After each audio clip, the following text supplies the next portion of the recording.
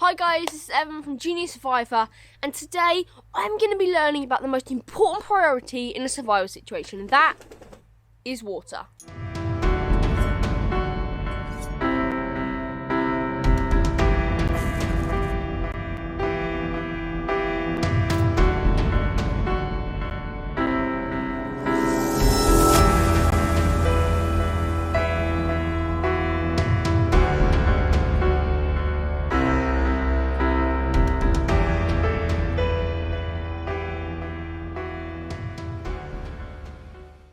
Water is key to the survival of humans.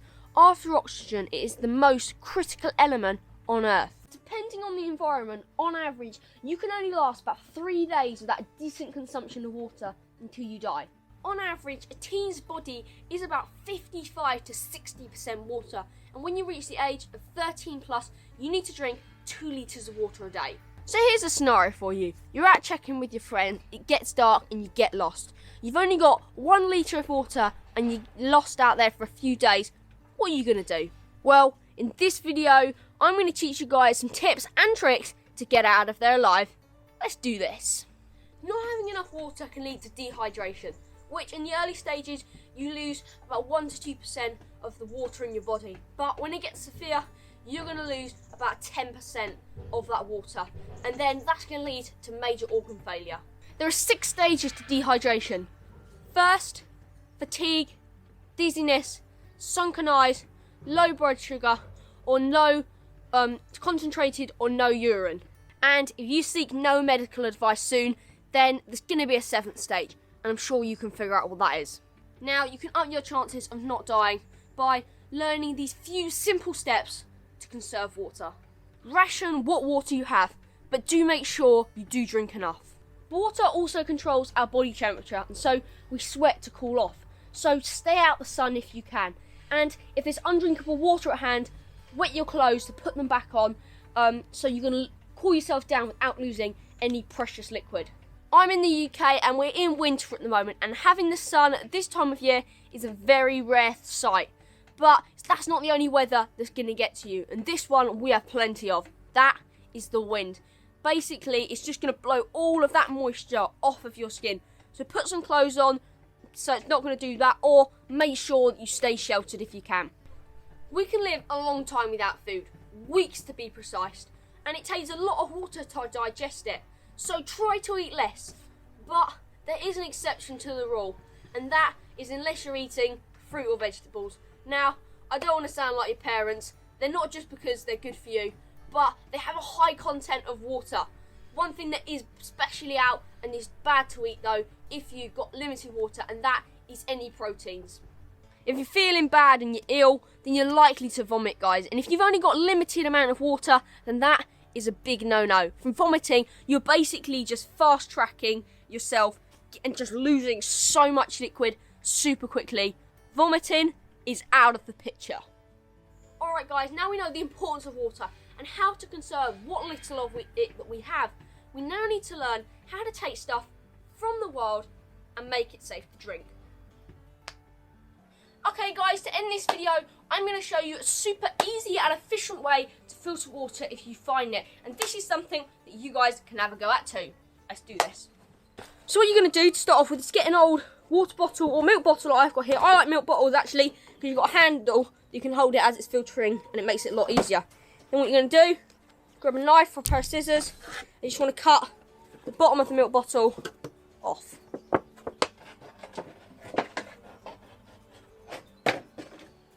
Alright guys, now we've cut the bottom off of that, what we're going to do is grab a load of moss. The moss you want to use is something called sphagnum moss.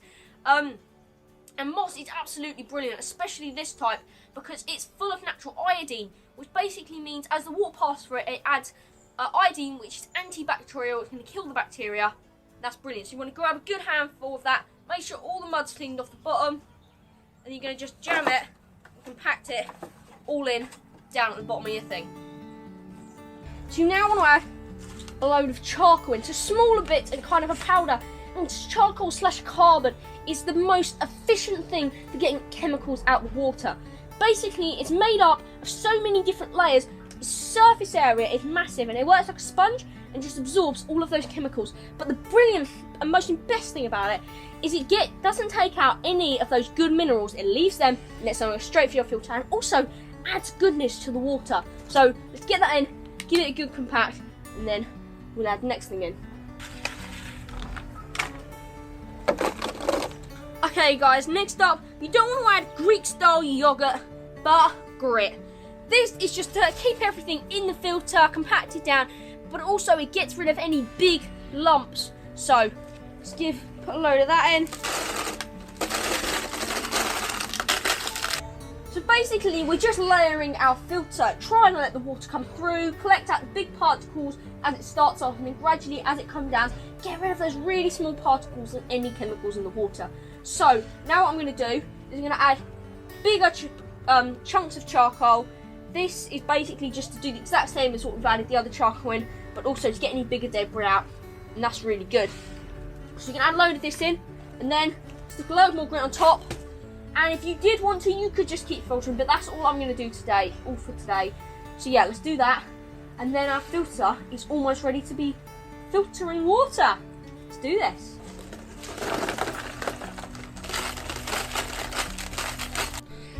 So just to make this a little bit better, what I'm going to do is I'm just going to take some tap water that I've got, and I'm going to pour it into this container here.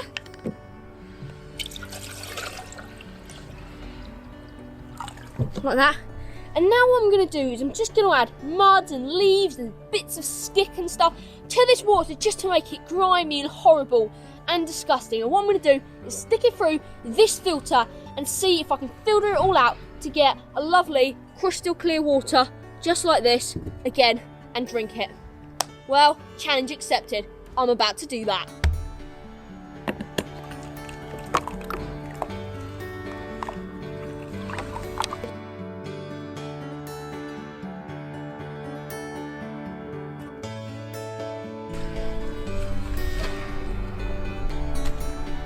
Alright guys, here we go. So most of the water's come through. Now what I'm going to do is just allow out a bit more of our liquid.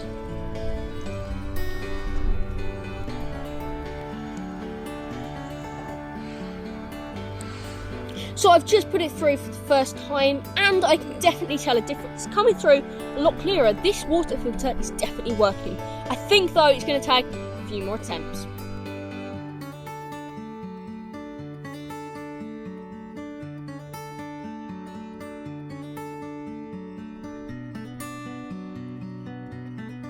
Guys, it's working. It's blooming well working. Okay guys, so this is the 7th time. I'm going to stick it in, and then what I'm going to do is after that, I think I'm going to drink it because we're almost there. Look at this guys, it's just come out of its 7th filter, and it's looking, as you can see, still a little bit muddy. But what I'm going to do is leave it to settle for about a few minutes, and then it's good to drink.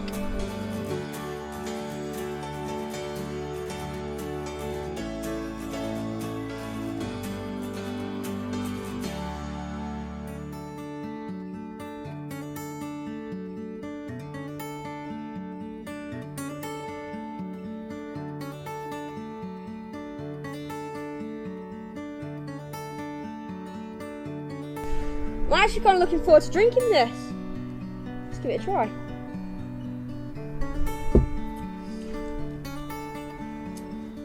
That is probably one of the best cups of water I've ever tasted, for multiple reasons, because we mixed it with so many things that were hard to get out of water, mud especially. And you know what? We got it pretty darn clear, but also it tastes brilliant. You've got the flavours of the smokiness from the charcoal and the earthiness from the mud and the moss. Oh my goodness. So much, it's so good. And also, it's good for you. Charcoal, like I was saying, puts goodness into the water.